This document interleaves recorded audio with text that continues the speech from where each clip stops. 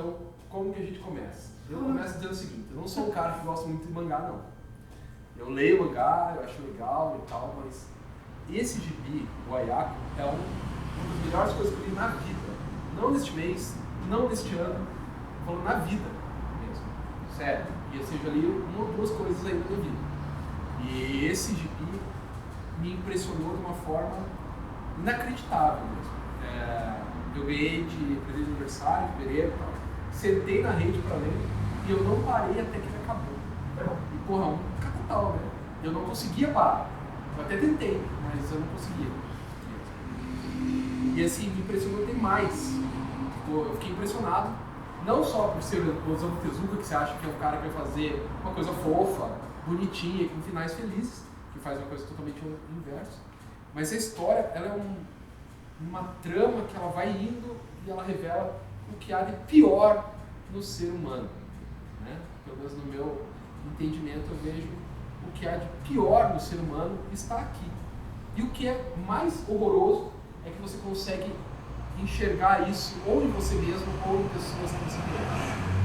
Claro que isso não é o extremo e tal, mas você, né, não está muito longe da nossa da realidade cotidiana das pessoas, que é, como é que é o nome disso mesmo? Maldade. Né? Ser maldade. Mas não, é porque realmente é uma obra pesada, né, um pouco diferente em alguns aspectos do que o Tezuka costuma fazer. Porque ele realmente, não obstante, ele é mais famoso por meio de obras mais mas assim, cartunescas, né? Essa obra mais pesada, assim, uma coisa que eu achei interessante é que eu comecei a ler sem nenhuma expectativa muito grande, porque eu não sei o que se trata. Comecei a ler, eu não encarar, porque realmente é muito bom mesmo. As reflexões, as ideias são muito interessantes. Uma coisa também que eu notei que eu não li tanto Tezuka, porque também não fui publicado muito no Brasil. Mas não só que a obra mais sombria, que até tinha no final, que chama de Kierkegaard, né? Conversa com o grupo, mas assim, mesmo outra obra como, por exemplo, Adolfo, que contra a Segunda Guerra Mundial e tudo mais, ele tinha sequências em que, por exemplo, tinha um personagem que fazia alguma coisa engraçada, tinha umas sequências mais cartunescas. E aí eu não vi nenhuma sequência que era cartunesca, nenhuma alívio cômico. Tipo, a história começa ao fim mais séria.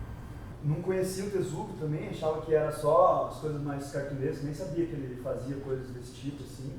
Aí quando eu vi falando dele e tal, aí resolvi comprar e vi qual é que era mesmo o potencial que ele tem, assim, de coisa dramática e tal.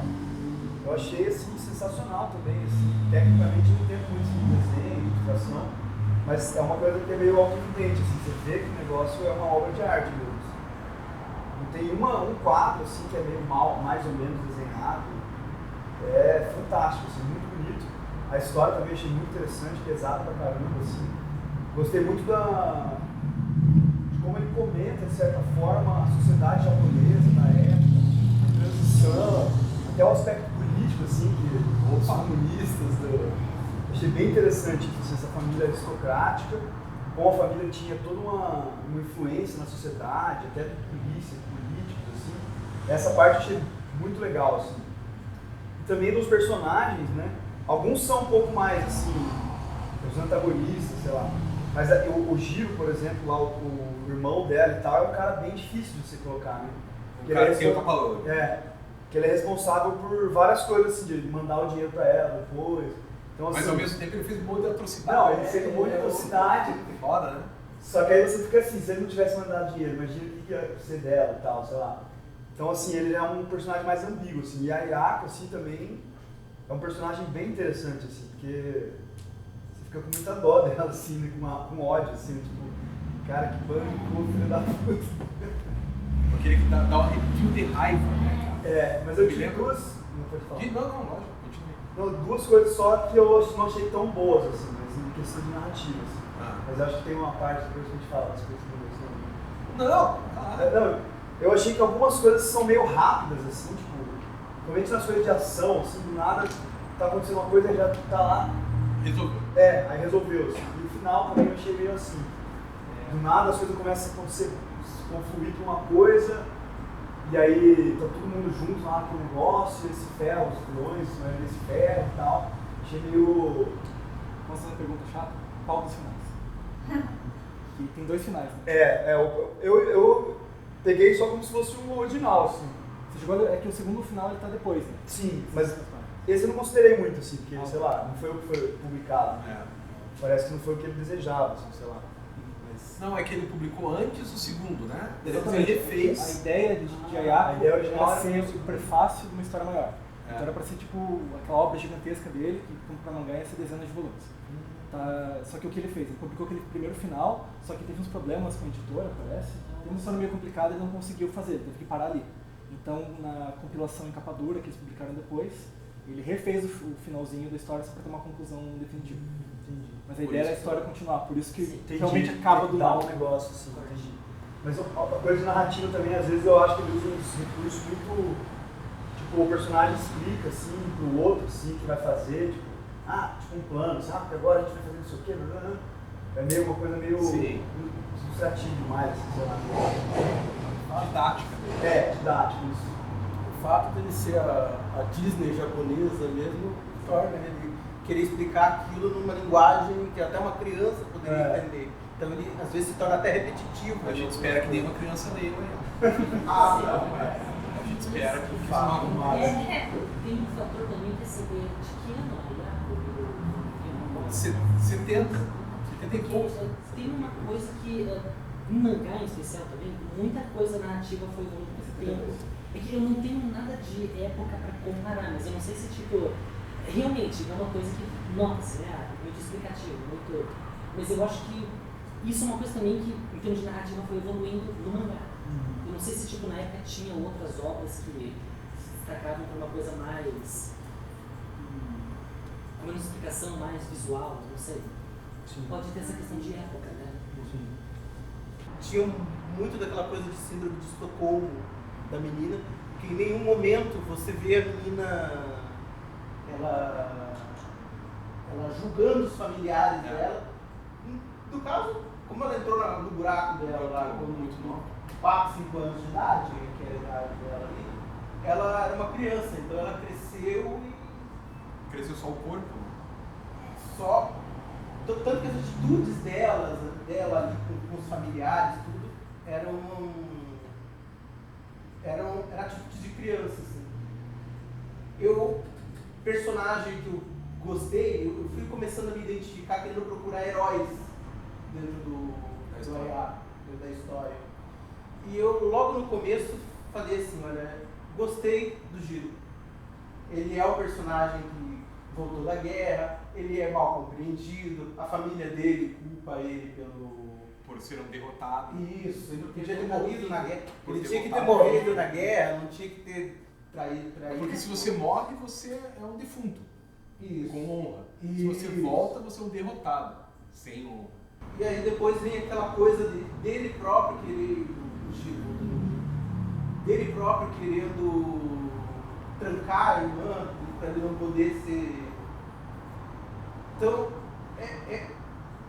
o realismo, a ambiguidade do personagem, ela é tão grande que você tem vários momentos da história que você torce por ele e você fala assim, eu queria esse cara morto. Ele é o pior de tudo, né? Porque você se identifica com aquela criatura. Todos os personagens são tridimensionais, ou multidimensionais. Não tem Esféricos, ninguém, né? Você enxerga uma pessoa ali. Eu consigo imaginar brigando. Você imagina, não, eu fiz isso. Eu tava lendo e brigando com o personagem, como se ele fosse de verdade. Mas ele é só um desenho no papel. E eu achava que ele era de verdade. Cara. Quando o autor consegue fazer isso, é porque o troço é foda, bem foda. O fato dela ficar preso numa caixa não é a história inteira. É o meio da história. É o meio. É o meio. Ela sai, Tem ela todo sai o da começo, caixa. que é a desgraceira da família, que é poder, porque esse é o problema ali, eles perderam o poder. Aí tem a caixa, e depois quando ela sai da caixa.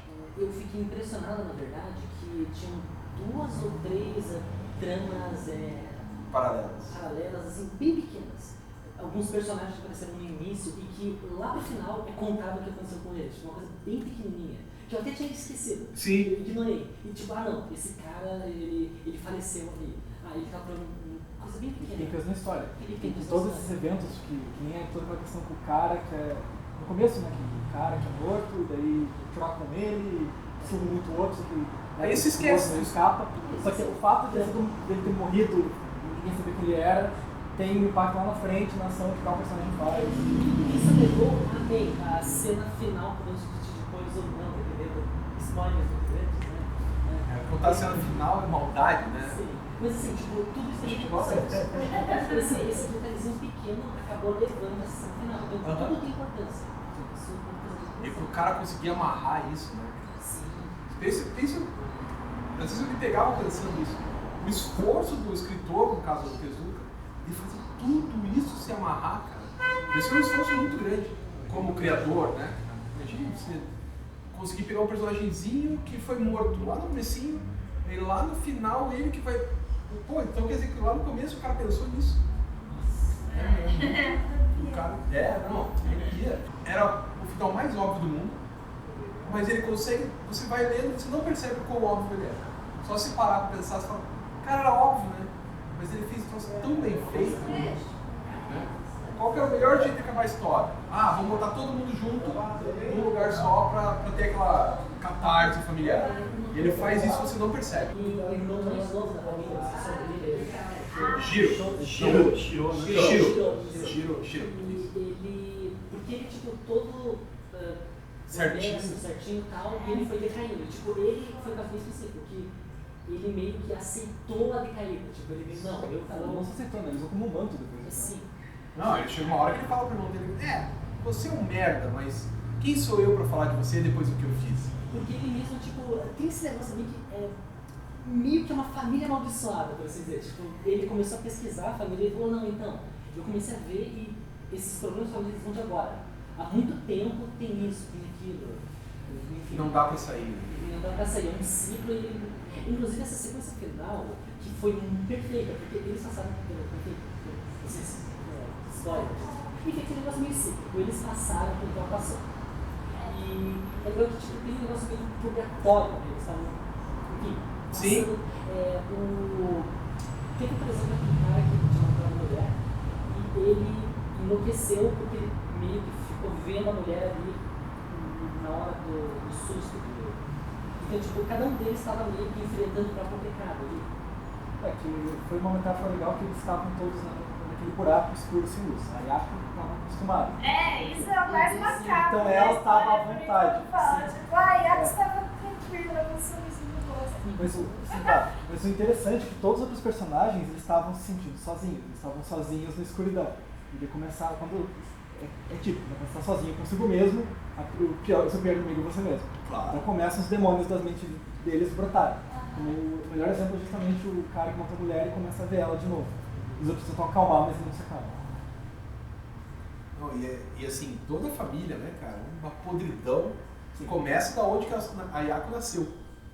Né? Mas o que eu acho interessante, que pelo menos o que eu entendi assim, é que aquela família era usada meio que para falar sobre um tipo de configuração familiar da época, meio que universalizando mesmo. Porque aquela família ela só consegue fazer o que ela consegue pelo apoio que ela tem da polícia, do médico, de todas as figuras que são consideradas o baluarte da sociedade. Né? Establishment. Na época, é como se ela fosse o exemplo da família ideal, aristocrática. Aquela família estabelecida há séculos que tem o poder porque ela meio que colocou pessoas em tudo que era importante. Antes daquelas coisas existirem. Uma coisa interessante é que existe uma hipocrisia muito grande, porque eles ficam defendendo a honra, só que eles não têm. Pois é. Não tem nada de honra. Ou melhor, o nome tinha a honra do status, era Vamos esconder importante. tal coisa. Só que não era uma honra moral. Vamos esconder tal coisa, fazer uma coisa horrível para defender o nome da família. Porque não pode mostrar tanto honra que a gente... E uma das coisas que eu achei que mais me dói, assim, é que um ser humano fazer uma atrocidade, eu entendo. É horrível, mas eu entendo. Uma família inteira chegar ao consenso, não, vamos fazer uma atrocidade com alguém que é inocente. Tudo bem. Pelo bem da família, a gente botou nós. Porra, os caras, assim, né? É que ela já tinha nascido de uma atrocidade, certo? de uma desavença à lei, né? Aquele vô, né, o chefe da família, tipo, na hora de jantar mesmo, aquela irmã que, no fim, ela tinha vínculo comunista e tal, mas, tipo, às vezes, eu não lembro como faz tempo, mas ela até tentava, assim, tipo, mostrar que, tipo, não, sei lá, mas Não dá. já cortava, tipo, direto. Qualquer um que era menos ruim já ceifava. O exemplo melhor disso é como o garotinho da Shiro, que tentava, quando ele teve aquela questão com o Jiro, que a camisa, que eles esconderam, ele achou. Ele tentou, não, provar o caso, isso aqui é errado, esse tipo de coisa, e ele foi massacrado pela família tantas vezes que ele desistiu. E abraçou o lado ruim da família. Era um meio tão opressivo que meio que estrangulava as pessoas que tentavam fugir dele, eles acabavam se encontrando mais. Eu vi esse conceito quase como de maldição realmente da família, né? Como se fosse isso, enfim, todos eles tivessem muito justificativa, tipo, pegando por ele, tipo, todos eles passaram por isso, todos eles estavam amaldiçoados a isso, a cometer essas coisas. Até a própria Yako no nascimento já é uma maldição, né? Porque ela não era, desculpa spoilers galera, mas assim, ela não era filha do pai dela, era filha do avô. Aí você já... Que tipo de homem chega assim, não, tudo bem, você quer aquelas terras? Eu te dou, mas eu quero comer tua mulher. Que tipo de pai fala isso? Case com essa pra eu poder ficar com ela. Isso. Sim. E daí eu te dou terras. Aí eu te dou terras pra poder comer tua mulher. Tem uma E espécie o de cara suborno. ainda, tipo, ok, pode ser. Porque eu acho que uma das coisas que eu achei genial, que ele escolheu esse período, justamente ele escolhe um período que você vê a transição disso, porque isso era comum antigamente, se você pensar. A relação consanguínea, a troca, a mulher como um objeto de uma moeda de troca para bens, isso sempre foi comum na humanidade. E ele escolhe esse momento onde não está mais sendo comum. E até é chocante, no final você está vendo Tóquio lá nos anos 70, né? anos 70. E no começo era uma coisa mais medieval, assim, parece, aquele Japão meio feudal. Então essa escolha da época eu achei que foi um acerto assim, sensacional. A família também, como a família está sustentada pela toda a estrutura social também foi outra coisa. E acho que o próprio Tezuka ele passou por isso, né? Porque ele estava vivo na primeira guerra, né? Ele é de 1913, 14. Acho que deve ter. E ele serviu, por sinal, tanto que ele foi inspirado em parte nas sequências envolvendo guerra. Há um bombardeio que teve no quartel que ele servia, que ele viu as bombas caindo e não pôde fazer nada, viu todo mundo morrendo. Pois é. Eu também. Mas juntando o que você estava falando, a questão das gerações, ele pegou ele não só aquela questão do feudalismo japonês morrendo, então a família que era latifundiária e está perdendo poder, como você vê, a avó da família tem aquela coisa, ela é submissa, ela só quer o bem do marido. E a filha mais nova é o contrário, ela é ativista política, ela briga por direitos da mulher, ela se mete com os comunistas, entre aspas, né? Então toda uma questão de só por isso ela já é deserdada da família. Mesmo as discussões que ela tinha com a mãe da Yako. Era um pouco mais velha e já era muito mais voltada ao lado feudal. Então a gente tem aquele choque ideológico a ponto de não, você não faz parte da família. Geracional. Porque você defende ideais que a gente considera errados. Essa época também foi a época de reconstrução do Japão, né? Pois é. Pós-guerra, né? Com dinheiro norte-americano. Que também influencia todo. E também foi citado algumas vezes ali na própria história. Não, o Jiro chega. Um que ele chegou vivo, não morto, e outro que ele, ajudava os americanos. Né? Imagina. E por isso que ele sobreviveu, né? Então. Que ele era. Não sei se espião é a palavra, mas acho que era, né? Era um espião. Um espião de bosta, assim. Por sinal, uma coisa que eu acho interessante é que, assim, quando a gente pensa nessa Segunda Guerra Mundial, o bombardeio do Japão e tudo mais, eu sempre fiquei pensando que, tipo, eu não vejo tanto ressentimento, essa novela que mostra um pouco de ressentimento. Não só pela guerra, na verdade, mas pelo que aconteceu depois. Tipo, a influência americana, eu não vejo isso em nenhuma outra obra. Eu fiquei pensando muito assim, que sempre fala assim, o brasileiro é um povo muito corrupto, o Japão é um lugar Super fantástico, um lugar que não tem... E ele aqui é um japonês pegando e falando assim, cara, a nossa sociedade é podre, assim. Tão podre quanto qualquer outro, porque ele se inspirou no russo, que é os irmãos Karamazov, para fazer a sociedade podre japonesa, que é igual a brasileira podre. Ou seja, todo mundo é podre. O ser humano é podre. Ou uma cena que eu gosto muito, e não é a primeira vez que eu vi uma aula do Tezuka. Porque assim, o mangá é dito como um quadrinho, uma arte de ação estática, né? O Tezuka começou com isso, porque tem uma sequência aqui na página 568. Lá pro final, quando tá Yaku com aquele outro cara na casa, meio que morando juntos. Que o capanga tem pra Tá caindo. Beleza. Então, essa sequência é o mesmo quadro, O estático. mesmo fundo, É o mesmo fundo. e só vai mudando a ação. Literalmente, é o mesmo fundo e vai mudando a ação. Desse lado assim, vai mudando a ação. Isso mostra um movimento tão grande. Tipo, às vezes, ler Tezuka é como se você estivesse vendo tipo, um filme e vendo a câmera parada. Não tem posição na câmera. Tipo, é cinematográfico, realmente. E o Tezuka, na verdade, é conhecido por isso, por essa abordagem cinematográfica. Tipo, são cenas muito interessantes. Tudo bem que hoje em dia nós temos coisas assim, nem foi falado, né? Eu não sei quem falou aqui que tipo, os quadros eram bonitinhos, tal, tipo, clássicos, né? Porque hoje em dia tem coisas muito mais que saltando pra fora, de lado. Só que nessa época, isso aqui ainda é impactante. E na época era, tipo, completamente inovador. Uma coisa completamente fora de escala e uma sequência assim. Pois é, a gente chega a duas realizações, pelo menos comigo. Uma não tem heróis na história. A gente está lidando com pessoas. E todas, por mais monstruosas que elas sejam, elas não são, digamos, maléficas, ou más por serem más. Elas são pessoas ruins, pessoas falhas, pessoas egoístas, mas pessoas. Então elas têm características redimíveis. Então, mesmo o Piazinho, ele ainda queria proteger a irmã dele. Ele abusava dela, mas ele queria proteger. Mesmo o Jiro, ele matava pessoas, ele era o chefão da Yakuza. Mas ele tentava poupar banhos de violência gigantescos, sendo mais político, e mandava dinheiro para a irmã dele. Então todos eles têm alguma característica redimível. Mas também tem uma coisa, parte da redenção tem a ver também com o Jiro trabalhar com o Kubo. Na verdade, só o irmão mais novo que tinha um negócio um pouco mais de trabalho mais. Isso também é uma coisa que é bastante humana, né? Sim. Ele se sentia culpado, ele queria compensar. Então era muito um pouco por ele, não só por ela. Essa questão dele, mandar dinheiro pra irmã, que eu acho que é uma coisa que ele fazia justamente pra ele mesmo. Não Pra espiar a culpa na cabeça dele, assim, porque pra irmã dele, todo o dinheiro que ele mandava, acho que não serviu pra nada. Ela cresceu sem saber o que era dinheiro, né? E quando ela teve, ele não sabia o que fazer pra ela, era só, sei lá, um papel.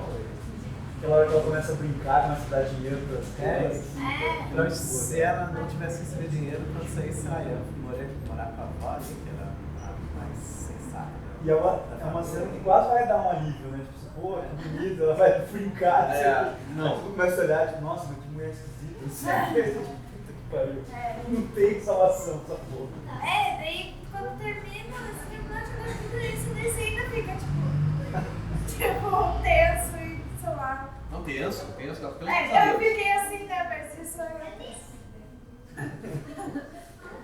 Para as mães e os pais das crianças que estão lá brincando, aquela questão dela querer brincar com todo mundo pode não soar uma coisa muito. Mostra quanto que nós mesmos estamos com outros em relação a pensar. É meio que um estudo de perversidade, né? Porque até a inocência dela é vista como perversa. Isso. Ou até as ações dela podem ser distorcidas como perversas, como o caso daquela menina que era deficiente no começo. O Jiro meio que manobra as ações e narra de uma maneira para parecer a inocência dela como algo perverso, para ele poder usar. É uma maldade do começo ao fim. Né? E claro, tem uma crítica gigante em relação à sociedade japonesa quando ela vai lá vai brincar com as crianças. Tudo bem, o Brasil não é exatamente o melhor lugar do mundo, mas se a gente está no Brasil e vem alguém mais velho brincar com as crianças, ninguém leva mal. Se bobear até fala, que legal, o velho louco ali brincando com as crianças, e tá tudo bem. No Japão, isso é visto como muito mal, né? Um adulto brincando com criança é uma coisa ruim. Mas uma coisa que eu achei que ele deixou bem claro é que ela tá com uma roupa sexy, assim, né? Ela tá mostrando a coisa erótica, assim. Então ela tá brincando com uma sainha, e aí, tipo, as crianças mostram a calcinha, não sei o que, mas, tipo, e aí ela cai, mostra a calcinha, com a colchona, não sei o que, tipo, fica muito dissonante, assim, né? É verdade. Os próprios pais vendo, assim, né?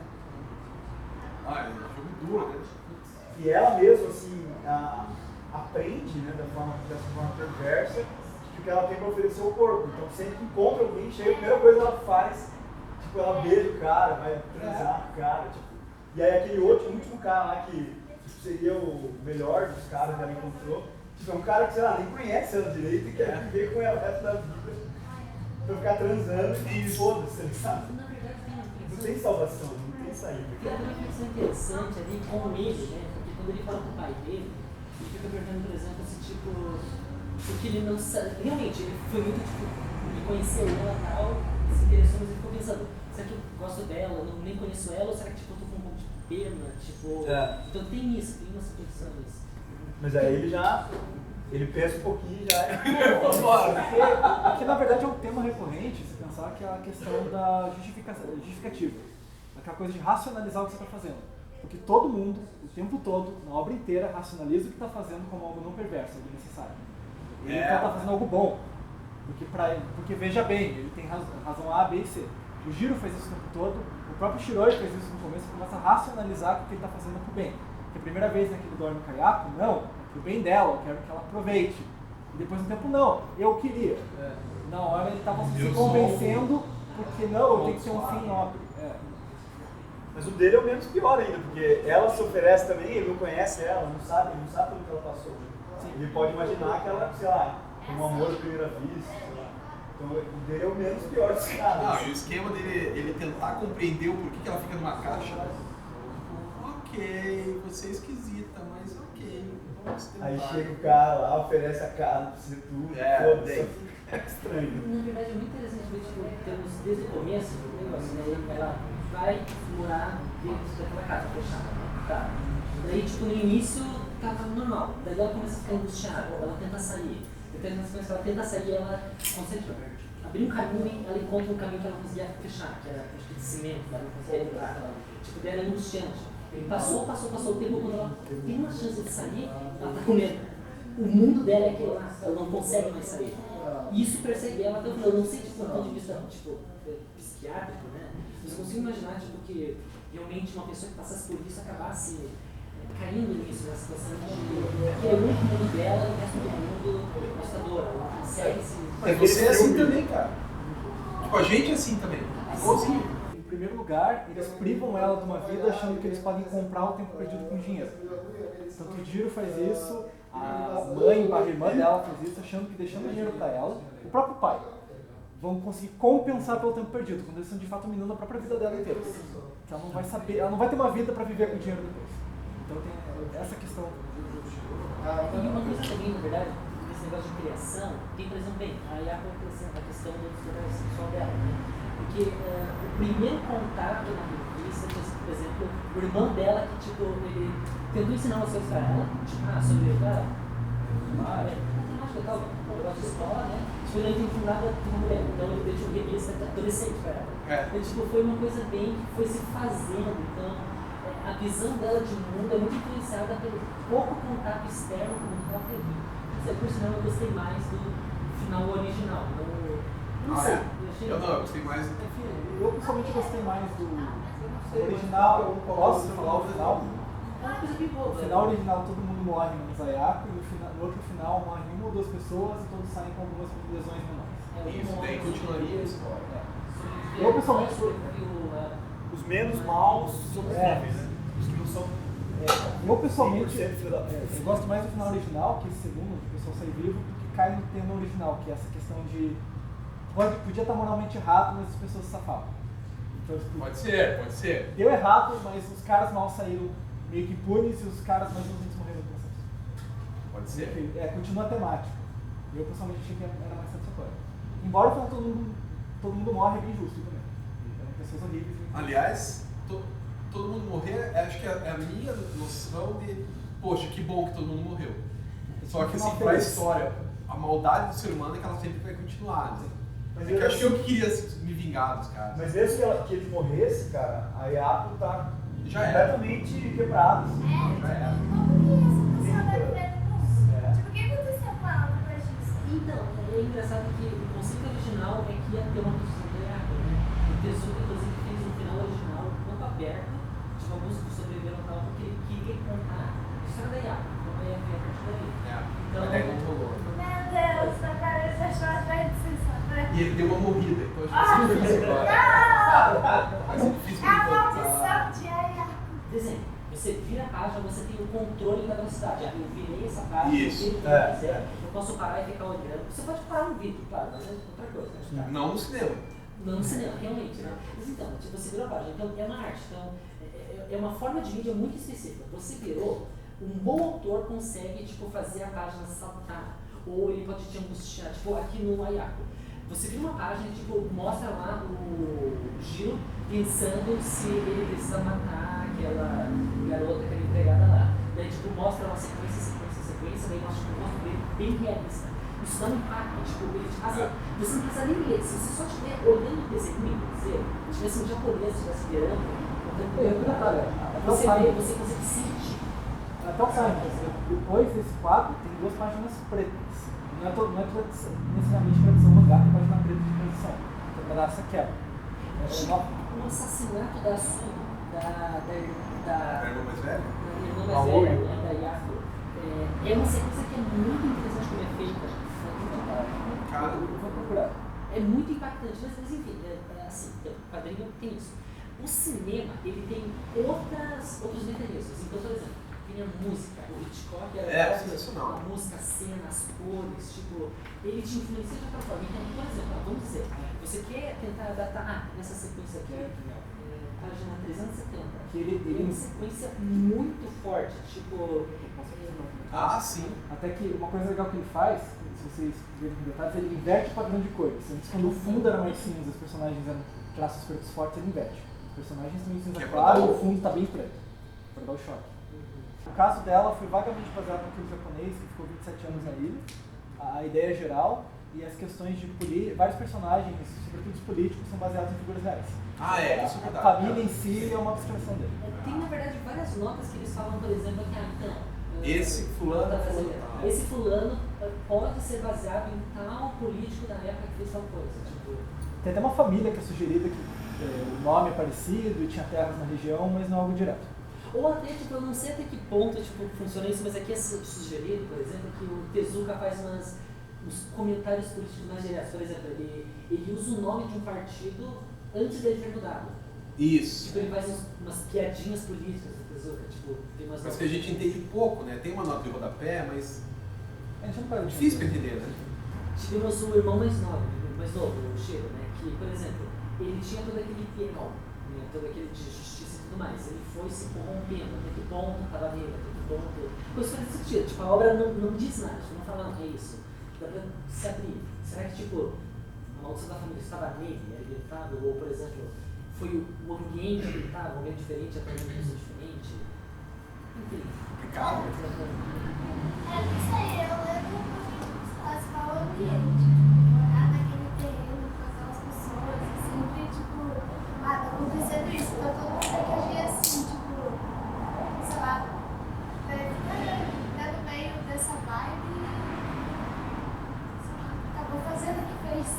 Pegando, por exemplo, o filho do detetive, né? Que, Sim. ele já tinha um lado mais, tipo, os dois efeitos invenagenável. Tipo, ele seguiu um caminho honesto, justo. Tipo, só que o ambiente dele foi melhor, o pai dele era certo, firme e tal, exemplo. Um dos poucos exemplos de justiça um pouco, né? Mas ainda assim ele se envolveu com uma menina totalmente louca. Com uma família tudo errado. Sim. Não, e o próprio pai dele, que é um exemplo de justiça, ainda era obcecado com o trabalho, que não deixava morrer a investigação independente do que acontecesse. Porque, pra falar a verdade, tipo, aquele negócio, ele tava meio que procurando o assassino lá e tal, num caso de quanto? 20 anos. Sim. Tipo... O cara estava obcecado pelo caso. Sim. Então mesmo o exemplo de, digamos, moralidade ali não é exatamente perfeito. Sim. Mas o legal da obra, né, justamente como deixa essas questões humanas lá, porque meio que ele não tem que escrever sobre elas. Ele pode escrever as pessoas relacionando e elas vão surgir por espontânea interação delas. Você tem essa questão da criança crescendo, ela vai acabar, né, se, vamos dizer, manchando até ela ficar, de fato, má, por questão de convivência com os outros. Ele não tem que discutir como ela ficou má, ele só apresenta e deixa a discussão lá. Ela é má. É uma família que é contada por eles. Eles perderam muito, mas o muito para eles, que o pouco que restou ainda era muito comparado com outra pessoa. E uma coisa, eles não foram influenciados pela guerra, eles foram influenciados pelas reformas feitas no Japão Isso, pós-guerra. Tipo, Pós-guerra. A guerra não tocou agrária. Eles escreveram guerra por reforma agrária. Tipo, É. assim, O que eles ficaram, que A Yako foi libertada porque decidiram fazer uma rodovia. sim. Não, e eles ficaram com muito pouca terra, né, segundo o que eles falam, que tudo que eles tinham, e ainda assim era muito, e eles continuavam muito ricos, e o quebrado deles ainda era muito além de qualquer pessoa comum. E a raiva deles era ver outras pessoas com terra. Tipo, Pra poder comer. É inveja, né? Exatamente. Fala que isso é coisa de brasileiro, mas você vê que tinha isso lá também. Não, é a maldade do ser humano, cara. O ser humano é mau, é um câncer do planeta. Mas comparando com essa questão japonesa, é que lá é uma coisa muito mais velada. Aqui às vezes é um conflito aberto, assim, pessoas gritando, lá não. As pessoas gritam, discutem a portas fechadas. Ninguém de fora sabe. E talvez seja bem pior. Talvez seja muito pior, mas é velado e desde uma vez a pessoa sai, cara formal, pose e andando reto na rua. É uma coisa que aqui a gente tem não. Que torna a coisa até mais impactante, porque fica crescendo. É que nem aqueles preferem esconder a criança pra que ninguém saiba que ela existe. Ah, uma família inteira decide, vamos Eles matar não- essa criança. E eles não mataram por bem pouco, na verdade, porque quase uma coisa. É tão chocante pensar que é uma coisa desejada de uma pessoa de forma tão. Né? Pois é. E a decisão de fazer o que fizeram com ela foi tão rápida, né? Não Não, deu nem mesmo. página, né? Vamos fazer isso, pronto. Não vou matar, não, matar Tinha uma pessoa que foi contra, que foi o menininho. Duas. A irmã que não pôde ir porque foi expulsa da família dele, Isso. votou contra. 2 votos. É. E o cara O Giro que também votou a favor. E o cara que votou contra, no final das contas, ainda pegou ela. Ou seja, fudeu. E assim, tipo, eles discutiram a morte de uma pessoa ou coisa do posicionamento como se fosse tipo tá com uma goteira na casa. Vamos trocar aquela telha, sim ou não? Vamos matar essa pessoa, sim ou não? Ela não teve influência, tipo, externa. Ela viveu literalmente isolada. E ela, de novo, na minha opinião, ela é a única que realmente é inocente. Ela é pura. Ela é que sofreu. E ela também não teve influência. Tipo, viveu isolada. E até quando ela quer transar com os caras, então ela quer. É puro aquilo lá. Não existe malícia. Não tem a malícia. Ela gosta de uma pessoa e. Ela gosta da sensação que aquilo traz pra ela e bora. O interessante é que a inocência dela é vista na verdade como um peso. Não é visto como algo bom. As pessoas querem explorar a inocência dela, porque é uma questão de fetiche, blá blá blá, mas é visto como algo ruim. É. Isso vai impedir ela de viver em sociedade, impedir ela de ser uma adulta responsável, e todo mundo fala que tem que abandonar aquele lado dela e se conformar a caixinha de adulto responsável que faz as programações diárias da sociedade. Uma sequência que tem, por exemplo, quando ela começa a viver com o Giro, né? O tio, irmão dela aqui. Daí, ela também ela gosta muito mais e ela, enfim, joga pra ele. E ele recusa tal. Ela vê aquilo como tipo. Ele não gosta de mim. Tipo, você não gosta de mim. Tipo, é uma visão muito simplificada, tipo, que ela tinha. Isso, infelizmente, acontece com crianças que são vítimas de abuso pelos próprios pais. Né? Elas entendem a relação sexual como uma demonstração de afeto. Tanto que houve um caso uma vez de uma menina que ela tinha sido abusada pelos pais, aí ela foi criar, ela foi adotada, e aí o casal da vítima achou muito estranho que logo nas primeiras noites que ela ficou com eles na casa, ela ia no quarto deles pra tentar se oferecer sexualmente, e eles não sabiam como lidar com isso, e ela, porque era muito sofrido por ela, até porque eles não queriam fazer isso, né? Muito trágico. Porque levado no exemplo extremo, ela não só da família, então o conceito de pessoas que não são da família para ela é algo meio alienígena, como ela é abusada pelo irmão sem saber que está sendo. Então é uma coisa ainda mais. Porque ela tem se oferecido. Sim. Mas é que nem você pegar uma mulher bêbada e dizer que não, Ela não ela sabe, quis. ela não sabia o que estava fazendo, ela não tinha muita ciência. Porque nem mesmo a mãe barra irmã dela se deu o trabalho de ensinar essas coisas. Não, a mãe era a mãe mesmo. É. A mãe não era a mãe. Ela era. É, trapada com Deus. Calma. Tudo meio bololô, mas a mãe era a mãe. A É como a cerveja na geladeira, mãe só tem uma. Mas é realmente uma leitura interessante, tipo, esse lado, é uma história também sobre abuso, sobre o resultado disso, né? De tipos, né, de abuso. Tem esse abuso físico, tem o abuso psicológico, então os membros, e assim por diante. Não, o abuso psicológico é muito pior do que o abuso físico. Porque o moleque, querendo ou não, ele gostava dela. É um tabu moral e tal, mas não existia uma questão de maldade ali. Agora, botar uma criança numa caixa, tipo, isso é de uma maldade. E ele falou que foi bom.